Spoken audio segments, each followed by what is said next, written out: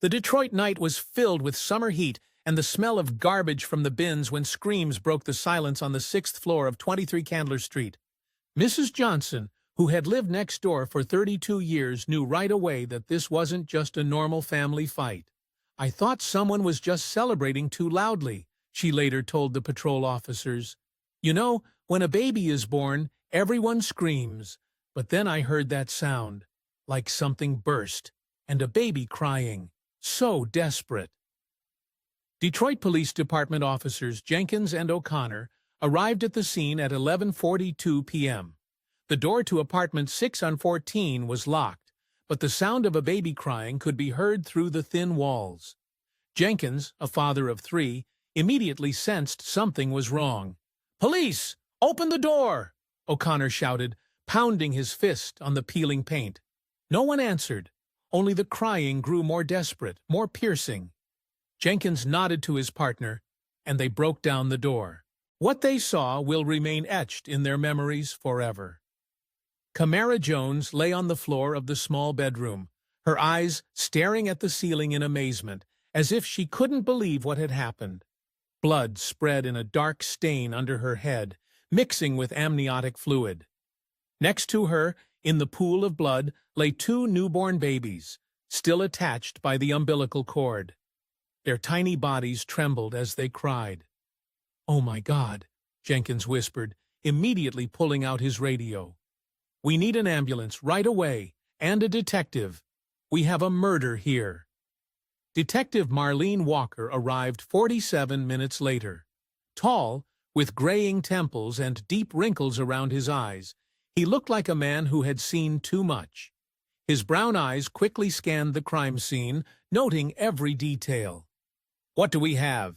he asked Jenkins, pulling on latex gloves. "Kamora Jones, 22 years old. Single gunshot wound to the head. Close range, judging by the gunpowder residue. She just gave birth to twins. The babies are alive and have been taken to the hospital. There are 3 witnesses in the apartment." Walker walked into the bedroom. The chaotic scene spoke volumes. The sheets were in a heap, covered not only with blood, but other fluids as well. Wet towels, scissors, and a water bottle lay on the floor, all the signs of a home birth. And in the middle of it all was the body of a young woman. "Time of death?" Walker asked. "Preliminary estimate is between 11:10 and 11:30. Neighbors heard a gunshot around 11:35. Walker crouched down next to the body, carefully examining the wound. There was an entry hole in the left temple and traces of gunpowder on the skin. Very close range, possibly point blank. The killer either knew the victim or took her by surprise. "Where are the witnesses?" he asked, standing up. "In the living room, the victim's grandmother, her ex-boyfriend, and a female friend." Walker went into the living room. Essie Jones was sitting on a worn sofa with her arms wrapped around herself. Her gray hair was disheveled, and there were bloodstains on her robe. She was rocking back and forth, muttering something unintelligible. Nearby, on the floor, sat a young black man in jeans and a white t-shirt. His hands were shaking, and he was clearly trying to collect himself. Standing by the window was a thin woman in a medical uniform, her eyes red from crying. "I'm Detective Walker," he introduced himself. "I need to talk to each of you separately, but first I want to get the big picture. What happened here?" Essie raised her head. Her eyes were empty, as if she were looking through him. "She just gave birth," whispered the old woman. "Just now. They were screaming. My great-grandchildren were screaming, and then there was a gunshot." "Where were you when the shot was fired?" Walker asked. I was in the bathroom. I was heating water. For the children, they needed a bath." Her voice trembled. "I heard Kamora laughing. She was so happy to have given birth to twins. And then—" The man on the floor suddenly stood up. It was Trey Baxter. Walker recognized him from the description. "I didn't do it," he shouted. "I was in the other room with the older children. They were scared when they heard their mother screaming. I tried to calm them down." "No one is accusing you, Mr. Baxter," Walker said calmly. Not yet. I just want to understand what happened. The woman at the window sobbed. I'm Charlene White. I was helping with the birth. I have medical training. I'm a nurse. She spoke quickly, nervously. I was in the kitchen. I was heating water, like Essie. We were both heating water. When I heard the shot, I ran straight to the bedroom. And what did you see? Kamora. Charlene covered her face with her hands. She was lying there, and the children, oh my God, the children were lying in her blood. Walker made notes in his notebook. 3 witnesses, all claiming to have been in different places. Essie in the bathroom, Trey with the children, Charlene in the kitchen. But in a small apartment, everything could be heard. Did any of you hear an argument before the shot? He asked. Essie shook her head. Trey was silent, staring at the floor. Charlene lowered her hands. No, she said. Kamora was happy. She said that everything would finally be okay, that now that the children were born, she could start a new life. Walker wrote it down. Start a new life. From what? Or from whom? Where's the gun? He asked. The 3 of them looked at each other. What gun? Trey asked. The one that killed Kamora. It's not here. Silence fell. Walker watched each of them closely. Essie continued to rock back and forth. Trey clenched his fists. Charlene bit her lip. There shouldn't be any guns here, Essie finally said. We've never had guns in this house. Kamora was afraid of them, after what happened to her brother. What happened to her brother? Walker asked. He was shot 2 years ago, on the corner of Grapefield Street, drug dealers. Since then, Kamora has been terrified of guns. Walker nodded. Another piece of the puzzle. Trey suddenly stood up. I have to go, he said, moving toward the door. Sit down, Mr. Baxter, Walker said firmly. No one is going anywhere until I'm done asking questions, but I have to. I have to pick up my kids from the hospital. Your grandmother will pick them up after we're done here. Trey sat back down, clearly nervous. Walker noticed him glancing constantly at the door, as if looking for a way to escape. Who knew Kamora was going to give birth at home? The detective asked. Only us, Charlene replied. She didn't want anyone else to know. She was afraid social services would take the children away. Why did she decide to give birth at home? Essie sighed. She had a bad experience in hospitals. With her first child, she was humiliated because she was too young and unmarried. With her third, she almost died because of medical negligence. She said she would never go to a hospital to give birth again. Walker walked around the living room, studying every detail. There were baby clothes laid out on the table ready for the newborns. Kamora's phone was lying on the floor. The detective bent down and picked it up. Is this Kamora's phone? He asked. Yes, Essie replied. Walker tried to unlock it, but it was password protected. He put the phone in an evidence bag. Did anyone call her tonight? No, Charlene replied quickly. At least I don't remember. I don't remember either, Essie confirmed. Trey was silent. Walker wrote this down in his notebook. Perhaps the phone would hold the key to solving the case. He returned to the bedroom and carefully examined the crime scene once more. In the corner of the room, behind the dresser, lay an empty water bottle. On the floor were several drops of blood that didn't match the overall pattern of bleeding. They were too far from the body. Walker crouched down and studied the drops closely. They led to the window. He went to the window and examined the windowsill. Fresh handprints. Someone had leaned on the windowsill shortly before the murder. O'Connor, he called to the patrolman. Yes, detective? Check if there's a fire escape under this window. O'Connor went outside and returned a few minutes later. There is, detective, and it looks like someone recently climbed up it. The marks on the steps are still fresh. Walker frowned. So someone could have entered or exited through the window. But why didn't any of the witnesses mention it? He returned to the living room. The 3 people were still sitting there, lost in thought. Once again, Walker said, I want each of you to describe exactly where you were and what you were doing when the shot was fired. And please be as precise as possible. A lot may depend on this. Essie was the first to speak. Her voice was quiet but confident. I was in the bathroom.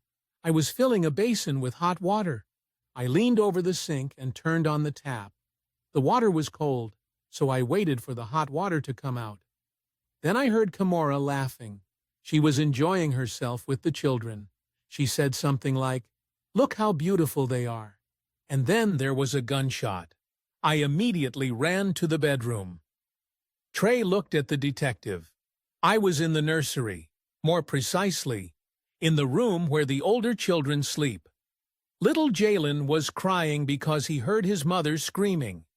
I held him in my arms, trying to calm him down. I told him that everything was fine, that he would soon have a little brother and sister. When the shot rang out, I thought something had fallen. Maybe a chair or, I don't know. Charlene was the last one. I was in the kitchen. I was washing my hands in the sink. After giving birth, you have to wash your hands. I used antibacterial soap. I washed each finger thoroughly under my nails. It's important when working with newborns. When I heard the shot, I didn't realize what it was at first. I thought Essie had dropped a pot, or... Did you all hear Kamora laughing before the shot? Walker interrupted. All three nodded. And no one heard footsteps? Voices? The sound of a door opening? Silence. Walker slammed his notebook shut. There were too many inconsistencies in their stories, too many details that didn't add up. Someone was lying, or everyone was lying. I want each of you to stay here for a while, he said. I need to talk to each of you separately. What about the children? Essie asked. I need to be with the children. The children will be brought here as soon as the doctors have finished examining them. Until then, no one is leaving. Walker stepped out onto the balcony to think. Detroit spread out before him, the streetlights illuminating the empty streets. Somewhere below, music played and voices could be heard. It was a normal night in the city. But here on the 6th floor, a murder had just been committed, and the killer was still nearby. The detective took out his phone and called the lab. I need a complete ballistics analysis and check all 3 witnesses for gunpowder residue on their hands. Also check the fingerprints on the window and send someone to check the fire escape. Returning to the apartment, Walker glanced once more at the 3 faces. Essie was looking out the window. Trey was drumming his fingers restlessly on his knee. And Charlene was biting her nails. They all looked guilty. But were they guilty of murder? "Detective," Essie asked quietly, "when can I bury my granddaughter?" "Soon, Mrs. Jones. But first I need to find the person who killed her." "What about the children? What will happen to them?" "Social services will take care of that. But for now they'll stay with you." Essie nodded, sniffling. Walker looked at his watch. It was 2:12 a.m. The night was just beginning, and the investigation was already getting complicated. He looked at the 3 witnesses again, and it seemed to him that each of them was hiding something important. Walker started with Charlene. He took her into the kitchen, away from the others. The woman sat on a stool, nervously adjusting her medical uniform. "Tell me about the last minutes of the birth," the detective asked, turning on the tape recorder. In as much detail as possible, Charlene took a deep breath. The birth was surprisingly easy, especially for twins. The first baby was born at 11:15 p.m., a girl. Kamora cried with happiness. She said, "Finally, a girl." Charlene smiled through her tears. She had 5 boys and had always wanted a daughter. "Go on." The second baby was born 7 minutes later. Also a girl. Kamora laughed and said it was a miracle. "She was so happy, Detective. I've never seen her so joyful." She hugged the babies and kissed them. She told them, "My princesses, my little princesses." Who else was in the room at that moment? Essie. She was helping me with the children. She cut the umbilical cord and delivered the babies. She was also crying with joy. And Trey? He was in the nursery with the other children. Kamora didn't want him to see the birth. Why? Charlene paused. Things were complicated between them. They broke up 2 months ago. Kamora said he drank too much and could be aggressive. Did he hit her? I don't know for sure, but I saw bruises. She always said she fell or bumped into something. Walker wrote this down in his notebook. What happened after the second baby was born? Kamora was on cloud 9. She said everything would be different now, that she could get a better job, move to a nice neighborhood. Essie was crying and telling her how proud she was. I went to the kitchen to wash my hands, and Essie went to the bathroom to get some hot water. Kamora was alone with the kids. And you didn't hear anything until the shot? I heard her voice. She was talking to the children, singing them a lullaby. Such a gentle song. And then suddenly the shot. Charlene covered her face with her hands. I ran straight to the bedroom. Kamora was lying on the floor. The children were crying next to her in her blood. It was horrible.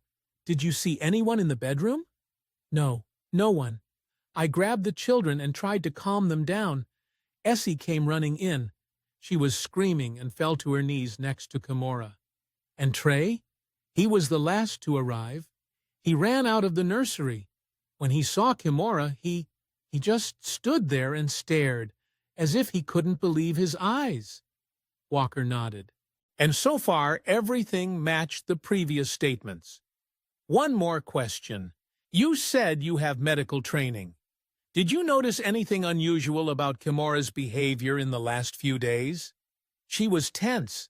She kept looking around. She said someone was following her. Who?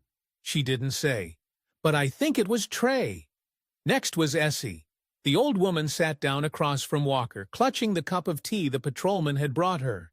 Mrs. Jones, the detective began, I need you to tell me again what happened before the shot was fired. I already told you. I know, but now I need the details. Every little thing could be important. Essie sighed. Kamora gave birth to 2 girls. She was so happy. She was laughing and crying at the same time. I was helping Charlene. I held the babies while she cut the umbilical cord. And then what happened? Charlene said she needed to wash her hands. I went to the bathroom to get some hot water. Kamora was left alone. Alone with the babies? Yes. But you said you heard an argument. Essie froze. I mentioned an argument? Yes, Walker said firmly. The first time I asked you. The old woman lowered her head. Maybe I was mistaken. It all happened so fast. Mrs. Jones, Walker said sternly, though, this is a murder investigation. I need the truth. Essie looked up. There was pain and fear in her eyes. I heard voices, she admitted. When I was pouring water into the basin, Kamora was talking to someone. At first I thought she was talking to the children, but then the voice was angry. Whose voice? I don't know. I couldn't make out the words, but I heard the word money and the word last time. Was it Trey's voice? I'm not sure. Maybe. Why didn't you say anything about this before? Essie looked at him with tears in her eyes. I was afraid. Afraid that if it was Trey, what would happen to the children? He's their father. Walker paused, giving her time to calm down. What happened next? The voices stopped. I thought it was over. Then I heard a gunshot. I dropped the basin and ran to the bedroom. Kamora was already lying on the floor. Did you see anyone coming out of the bedroom? No, no one. Was the window open? Essie thought for a moment. Yes, I think so, but it's always open. The apartment was stuffy. Walker noted this. Essie was clearly hiding something, but he wasn't sure what. Trey was the last to speak. The young man sat on the edge of his chair, ready to jump up at any moment. Tell me why you came here, Mr. Baxter. I came to see the children, Trey replied quickly. Your children? But Kamora was giving birth. It's not the best time for visitors. Trey blushed. I know, but I was worried. They're my children, too. Did Kamora know you were coming? No, I just showed up. At 11 o'clock? I worked late at the warehouse. My shift ends at 10:30. Walker took out his notebook. I need to check that. Give me your boss's contact information. Trey nervously licked his lips. I wasn't actually at work today. Where were you? At a friend's house, Marcus Jones, on Rowan Street. And what were you doing? Drinking beer, watching the game. The game? Basketball. Detroit against Chicago. Walker wrote down the name and address. Why did you really come here, Trey? The young man lowered his head. For money, he said quietly. Kamora was supposed to give me money. I've got problems. What kind of problems? I owe people for drugs. They said if I didn't pay them back, how much do you owe? $500. And you thought a woman who just had a baby would give you $500? She got money from the government. For the children, I knew she had them. Walker banged his pen on the table. So you did talk to her? Trey froze. Yes, I talked to her, but I didn't kill her. When? After the babies were born. When everyone left, I went into the bedroom. I asked her for the money. And what did she say? She was angry. She said I was a pervert, that I came to a woman who had just given birth. She told me to leave. And you left? Yes, I left the bedroom and went to the nursery to calm the children down, and then I heard a gunshot. Do you have a gun, Trey? No, I've never owned a gun. Where were you when the shot was fired? In the nursery, I was holding Jalen. He was crying. There was a knock at the door. It was Officer O'Connor. Detective, we have the ballistics results. Walker stepped into the hallway. What's the latest? The shot was fired from a distance of about a foot, a .38 caliber. The bullet passed through the left temporal bone and lodged in the floor. A gun? Not yet, but there's something else. We checked all three of their hands for gunpowder residue. And? Charlene White has traces of gunpowder on her right hand. Walker frowned. Are you sure? Absolutely fresh traces. The detective returned to the apartment and looked at Charlene. She was sitting in the living room drinking tea and talking to Essie. Mrs. White, he called, I need to talk to you again. Charlene looked up. Fear flashed in her eyes. About what? The gunpowder residue on your hand. The room filled with tense silence. Charlene turned pale. I don't understand. There's gunpowder residue on your right hand. Fresh traces. That's impossible. Explain to me why you have gunpowder on your hand if you didn't fire a gun. Charlene remained silent, staring at her hands. I don't know. Walker took Kamora's phone out of the evidence bag. We checked her phone. The technology allows us to retrieve data even without a password. An hour before her death, Kamora received several messages. He showed the phone screen to Charlene, Essie, and Trey. These are messages from someone with a number we haven't identified yet. The first one, I know what you did. The second, you're going to pay for this. The third, today is the day. Oh my God, Essie whispered. Kamora didn't respond to these messages. Walker continued, but 20 minutes before she died, she texted someone. I'm going to tell everything. Tonight, after I give birth. Charlene stood up. I don't know anything about this.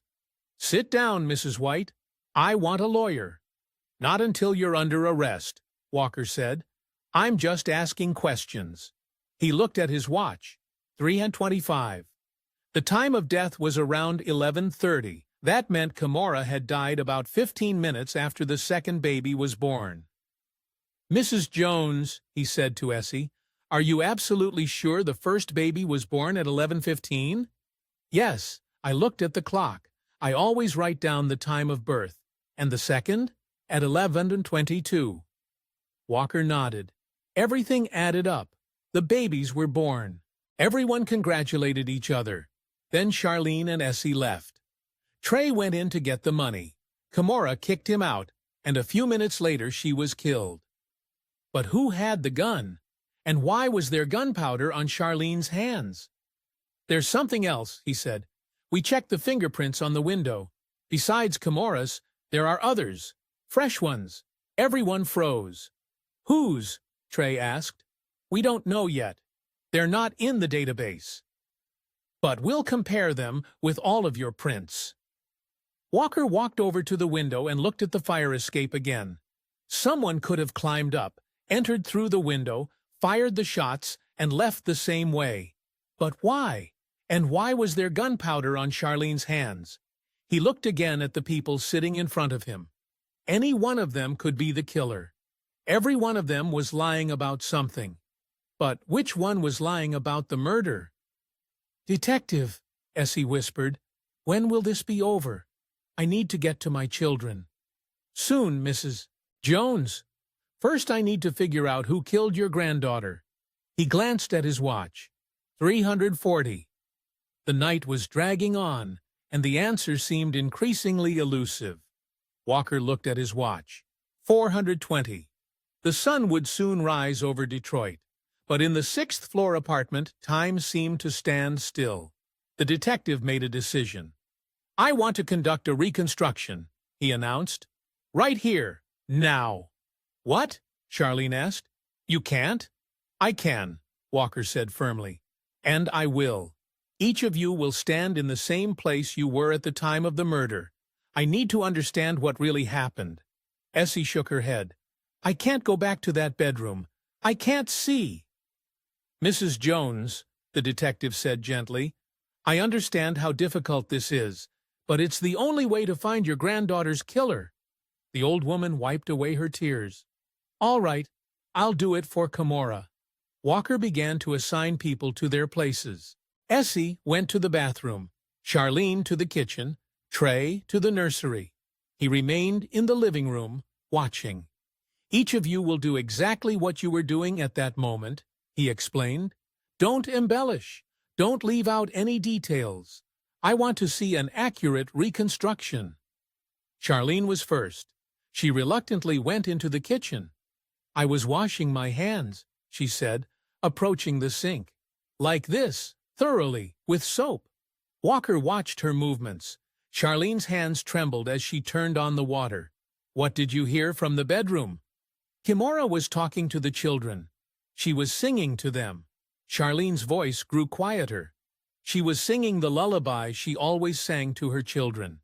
Essie stood in the bathroom, holding on to the edge of the sink. "I was running the water," she said. "Hot water for the children. The water was cold, so I waited." "Did you hear voices coming from the bedroom?" Walker asked. Essie froze. "Yes. First Kamora was singing, then another voice came." "Whose voice?" "I don't know. A man's. Low." Trey's voice came from the bedroom. "I was holding Jaylene. He was crying. I told him everything would be okay." "Did you hear the conversation in the bedroom?" Walker shouted. "No. Jalen was screaming. I couldn't hear anything." Walker frowned. Everything could be heard in the small apartment. How could Trey not have heard what Essie heard? "Okay," said the detective. "Now, the moment when Trey entered the bedroom." Trey came out of the nursery and headed for the bedroom. His face was pale. "I just wanted to ask about the money," he muttered, stopping at the door. "Go inside," Walker ordered. Trey hesitated. "Let's just imagine." "No, go where Kamora was." The young man slowly entered the bedroom. Walker followed him. The body had already been removed, but bloodstains were still on the floor. "Where exactly was she lying?" the detective asked. "There." Trey pointed to the corner of the room next to the bed. "Where were you standing?" "Here, by the door." "And what did you say?" "I said, 'Kamora, I need money.'" "And what did she say?" She was angry. She told me to get out. She called me a weakling and a junkie." "And then you left?" "Yes, I went back to the nursery." Walker looked at him intently. There were inconsistencies in Trey's story. "Wait here," he said, and went into the living room. "Charlene," he called, "come here." The woman reluctantly came out of the kitchen. Her face was pale. Her hands were still shaking. "Show me how you entered the bedroom after the shot." Charlene slowly approached the bedroom door. When she saw Trey inside, she stopped. He shouldn't be here. Why not? Because he wasn't here when I ran in. So you entered an empty bedroom? Yes. I saw Kamora on the floor, grabbed the children. Where did Trey come from? He came running later, after me. Walker looked at Trey. Is that true? Yes, I stayed in the nursery at first. I wanted to calm Jalen down, but you said you ran straight to the bedroom. Trey remained silent, staring at the floor. Mrs. Jones, Walker called. Come here. Essie emerged from the bathroom, holding on to the walls. In what order did you all end up in the bedroom? I was the first, Essie said. I dropped the basin and ran. I saw Kamora and the children. Who was second? Charlene. She came right after me. And Trey? He was the last one. He stood in the doorway and just stared. Walker turned to Charlene. So you were in the bedroom with Essie before Trey got there? Yes. And what were you doing? I was trying to help the children, to see if they were breathing. I have medical training. And Essie? She was just screaming. She was holding Kamora's head in her lap.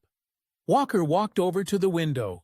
It was open, and a light breeze was blowing the curtains. Was this window open all night? Yes, Essie replied. It's always open. There's no air conditioning. Did any of you go to the window after the shot? Silence. I'm asking because there are fresh fingerprints on the windowsill and traces of blood. Charlene paled even more. I didn't. Detective, Trey said suddenly. Where's Charlene's bag? What bag? The medical bag. She brought it with her. It had gloves, scissors. Walker looked at Charlene. Where's your bag? I left it in the kitchen. Show me. They all went to the kitchen. There was a black sports bag on the table. Walker put on gloves and opened it. Inside were medical supplies. Gloves, bandages, scissors, antiseptic. And at the bottom, wrapped in a towel, was a .38 caliber revolver. Oh my God, Essie whispered. Charlene stepped back. It's not mine. I don't know how it got there. Charlene White, Walker said. I'm arresting you on suspicion of the murder of Kamora Jones. No, the woman screamed. I didn't kill her. Then explain why there's gunpowder on your hands and the murder weapon in your bag.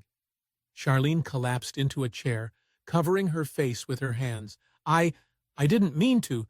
What didn't you mean to do? She raised her head. There were tears in her eyes and something else, pain, despair, and a strange sense of relief. I didn't want her to be happy, Charlene whispered. Not after everything she did to me. What did she do to you? She stole Trey from me. The room fell silent. Trey stared at Charlene with his mouth open. What? He gasped. I loved you, Charlene said, looking at him through her tears. I loved you for 5 years, even before you met her. We worked together. I thought we had a chance. And then Kamora came along, and you forgot I existed. Charlene? No, she cried. You don't understand. I did everything for you. I helped her because you asked me to. I helped with the kids because I wanted to be close to you, and I watched you slowly destroy your life because of her. That's no excuse for murder, Walker said. I know, Charlene sobbed. But when she went into labor, when I saw how happy she was, I thought about all the years I'd wasted, all the opportunities I'd missed. And the moment everyone left the bedroom, I knew it was my chance. Go on, the detective said calmly. I brought the gun with me a week ago. I thought I'd use it on myself. I couldn't stand seeing you together anymore. It was in my bag. When I went to the kitchen, I took it out. I went back to the bedroom when everyone left. Kamora was holding the children and smiling, she said. Everything will be different now. And I just pulled the trigger. And you threw the gun out the window? Yes. I ran to the window wanting to throw it onto the fire escape. But when I heard footsteps, I just shoved it back into my bag. Essie was crying on the floor. Trey stood motionless, like a statue. Charlene, he said quietly, I didn't even know you." "Of course you didn't," she smiled bitterly. "You never noticed me. To you, I was just a friend who was always there." Walker called the patrol officers and pointed to Charlene. "Arrest her. Charge her with first-degree murder." As the patrol officers handcuffed Charlene, she looked at Trey one last time. "I loved you," she whispered. "I always loved you." Trey stood silently, not knowing what to say. After Charlene was taken away, the apartment fell silent. Essie was still crying, clutching Kamora's photo to her chest. "What will happen to the children?" she asked.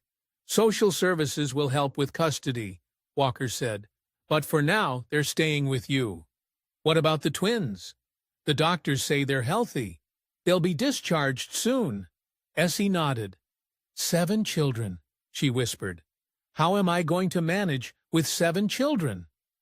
"You have family," Walker said, "and neighbors and social services. No one will leave you alone." Trey walked over to Essie and sat down beside her. "I'll help," he said quietly. "Kamora was the mother of my children. I should have been a better father." "What about the drugs?" asked Essie. "I'll quit, I promise. I'll go to rehab." Walker looked at them and thought about Charlene, about how love can turn into obsession and obsession into murder. How many lives had been destroyed that night? It wasn't just Kamora who had lost her future. 7 children were left without a mother. Charlene would spend the rest of her life in prison, all because of a love that went unnoticed. He left the apartment as the first rays of sunlight illuminated the streets of Detroit. The city was waking up. People were rushing to work. Children were running to school. Life went on as if nothing had happened. But Walker knew that in the 6th-floor apartment, life had changed forever. The twins grew up without a mother. Essie became a mother of 7 children. Trey got a second chance to become a better man. And Charlene paid the highest price for her unrequited love. The detective got into his car and turned on the radio. The announcer was reading the news, the usual street crimes, political scandals, weather forecast. But there was no mention of the murder of a young mother that had been solved that night. Walker thought about the report he would have to write, explaining to his superiors why the investigation had taken all night. But right now, he just wanted to go home, hug his wife, and be thankful that not all kinds of love turned into a destructive force. He pulled away, leaving behind the house where the tragedy had occurred. In the rearview mirror, he saw Essie's figure appear in the 6th-floor window. The old woman was looking at the rising sun, holding one of Kamora's children in her arms. Life went on, despite everything.